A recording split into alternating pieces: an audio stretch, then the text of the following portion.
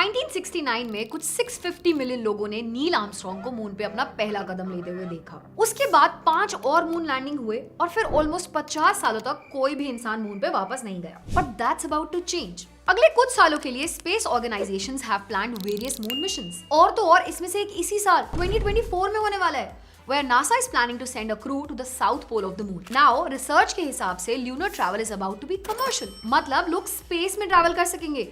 And estimate ये है कि नेक्स्ट 20 सालों में ही पॉसिबल हो जाएगा। शायद तब तक हमारी जनरेशन थोड़ी बूढ़ी हो जाए। The famous quote born too late to explore the earth and born too early to explore space उस टाइम पे इतना खास ना लगे, might seem redundant then. But imagine this, 20 साल बाद आप मून पे एक नॉर्मल वॉक कर रहे हो, you know just another day on the moon. And then suddenly पता चलता है कि this is actually trespassing. Confused? Even the United Nations is. The topic of the video is who owns the moon. आपको क्या लगता है? Is it the first country to land there? Some international organization or this man?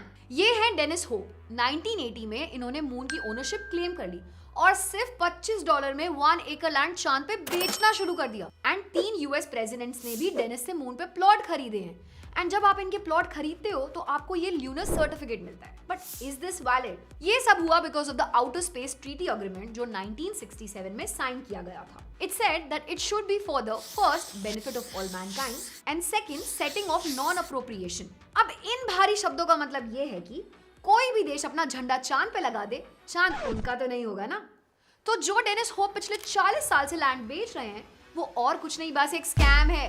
उनका कहना है कि उन्होंने 1980s में यूनाइटेड नेशन को लेटर लिखा था सेइंग कि देखो भाई, आपकी ये आउटर स्पेस ट्रीटी में बहुत लूप होल्स हैं एंड इस लूप होल की वजह से मैं ओनरशिप क्लेम कर सकता हूँ। यूनाइटेड नेशंस डिडंट रिप्लाई, तो उन्होंने बस ओनरशिप अज्यूम कर ली है। रही बात उन लोगों की जिन्होंने डेनिस से चांद पे प्लॉट्स खरीदे हैं, जब तक यूएन रिप्लाई नहीं करता तब तक दोस्तों को शो ऑफ कर लो, पर जिस दिन यूएन ने रिप्लाई कर दिया शायद वो प्रॉपर्टी सर्टिफिकेट सिर्फ एक कागज होगा।